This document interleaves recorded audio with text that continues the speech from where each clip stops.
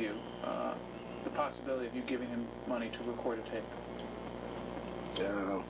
I would say a couple of weeks before the meeting with Anthony. And he approached you, is that correct? Yeah. And what did he tell you about what he hoped would happen as a result of your investment? Well, basically, there was that one song that he really liked a lot, which is My Cousin Joanne, and we just believed that would be a big hit. That if somebody like Bob Dylan would sing that song, that would be like a big hit.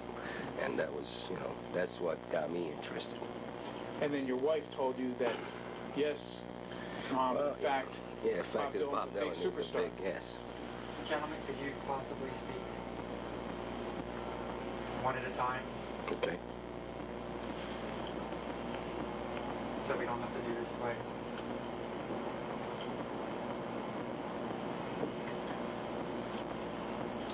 So in effect, Mr. Damiano asked you to invest $10,000 in his recording project. Yes. If you knew right now that Mr. Damiano had a $200,000 CD and was living high in the hog, you'd call him up and you'd say, from what I remember, what about my $10,000? Correct?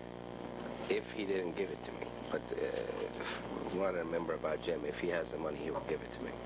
And in fact, the $10,000 investment, which you made in 1987,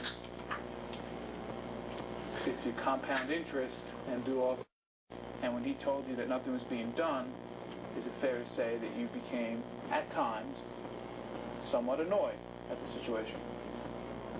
Yeah, I wasn't happy about it. And what, if anything, did you say to Mr. Damiano about the failure of him to turn that investment into any profit for you? I didn't make a case of it. All I remember is just talking to Jim Damiano about it. Just stay with it. Just don't give up. Keep trying. That's things in that nature, In my mind, you gotta understand, I didn't see Jim doing anything wrong. I think he produced a good record. I liked it. My wife liked it. It was a good music. I still got a few tapes. I know I gave some to my friends, and everybody liked it. We did nothing wrong as far as that. The bad part of it is that I'm the one that spent the money on it, and I didn't get anything back. But I was convinced that this was a good decision, and at the same time, that the tape came out very good. So he didn't do anything wrong. I wasn't mad at him. I was mad at myself. Well, sir, you said you didn't believe him and his claims about Bob Dylan, listening to his music when you were in the car dealership before your meeting with Tony Tiller. Yes. That was your testimony, correct? Yes. After the meeting, and after it became clear that your $10,000 was going down the drain, isn't it fair to say that your feelings of disbelief began to reemerge? Not after the meeting, after the tape, after 2-3 weeks after the tape was done. After the meeting, I was very excited. We're going to get to the meeting in a minute and your excitement. I'm now taking you after this meeting. There came a time when it was clear that your $10,000 investment was going down the drain. That sunk in. You got your American Express Platinum bill. Mm-hmm. Wham! $10,000. You have to pay it all at once. So every month you're reminded about this $10,000 investment that had gone down the drain. And my question to you, sir, is... Was that a question, or was that just a color commentary about every month? Is that correct? Well, not me. Maybe my wife. She pays the bills, but I just put it out of my mind. But yes, I could see what he's saying, though, but it wasn't me personally. I don't see. You were aware, sir, month to month, that you had to pay the interest or whatever it is on the $10,000? Yes, I was. And my question to you, sir, is that after those 3 weeks, and after you started paying monthly the $10,000, your feelings of disbelief about Mr. Damiano's claims of having some connection to Bob Dylan began to resurface.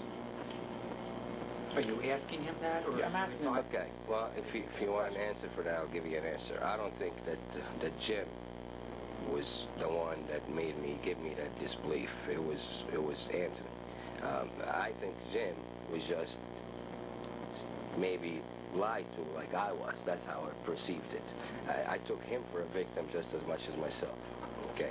If there was no connections to Mr. Nellen, it wasn't because of what he said to me. It was because of what Anthony said to me. Okay, I understand that, and we'll get to that in a minute. I'm not asking about I'm not asking about mad now. I'm asking about not believing, not because Mr. Damiano was lying to you or not lying to you, but not believing the claim that Mr. Damiano had some connection to Bob Dylan. My question to you, sir, is whether after those 3 weeks, those feelings of disbelief resurfaced. Yes, it did resurface. And I also had second thoughts about maybe that just the whole thing was a scam. Okay, or the whole thing was a scam, or also that this music just got stolen from us. It basically just went the way they wanted to go. We paid the money and something else will happen to it. I mean, a million things will go through your head to justify it. But at the time, yes, I was upset. And the bottom line is we lost track of each other after that for a few years, and I just forgot about it. My specific question is whether after those 3 weeks you again disbelieved. Let me rephrase it. After those 3 weeks, you again believed that Mr. Damiano really didn't have any way to get his music to Bob Dylan. No, I never disbelieved that, because I know what I heard. My wife disbelieved that. My wife told me that the whole thing was a lie. I never disbelieved that part. I believed that this music was going to Bob Dylan. I know I believed that in my heart, and I still believe it till now. Now, maybe... Brian, can we take a half a second? That I thought about. But also I believed, after a while that Jim, there's no possible way that Jim could have been part of that scam, because we stayed, he stayed working for me for a while after that, and I learned more about what he was going through, and it wasn't really his fault, it was my fault. When you said a scam, what was the specific scam that you thought might have been a possibility? Yeah. What kind of scam was it? That scam would be something like him and Anthony got together and made me believe that could have been a scam, but now I know better. Well, because of my relationship afterwards.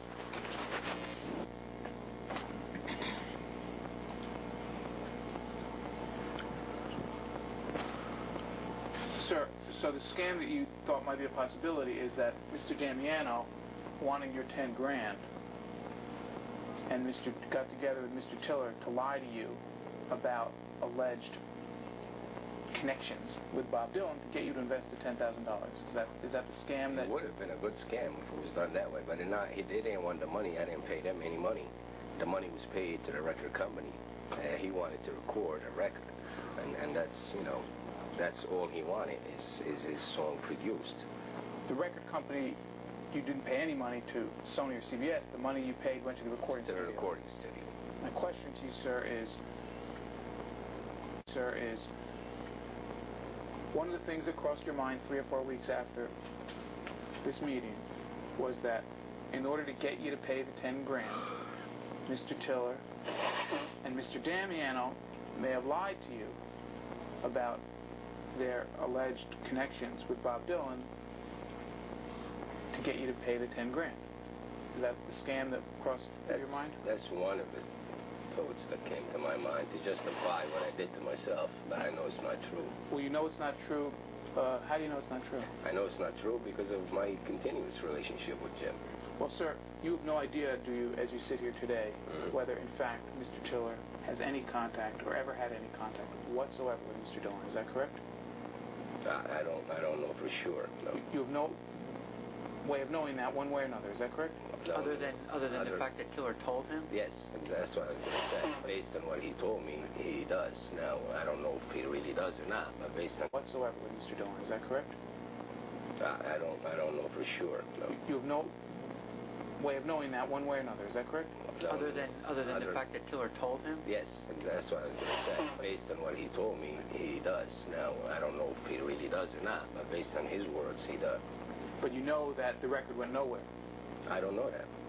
Well, sir, you said you know that it wasn't a scam. But I know it wasn't a scam. But in fact, you don't know, do you? I want to turn now to this meeting that you said happened with Mr. Tiller. Do you remember when that occurred? Your statement says July of '87. Is that about when it happened? Yeah, I believe so. And why don't you tell us where that meeting took place?